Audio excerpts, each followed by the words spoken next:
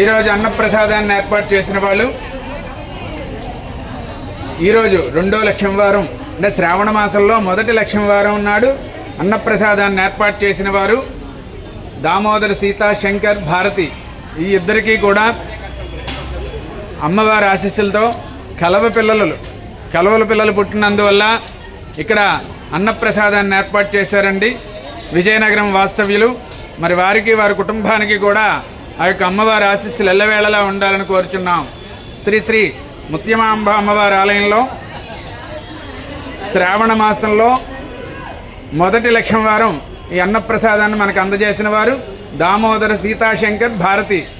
ఈ యొక్క దంపతులకి కలవల పిల్లలు పుట్టినందువల్ల ఈ అన్నప్రసాదాన్ని ఏర్పాటు చేశారండి. మరి వారికి వారి కుటుంబానికి కూడా ఆ యొక్క అమ్మవారి ఆశీస్సులు ఎల్లవేళలా ఉండాలని కోరుచున్నాం.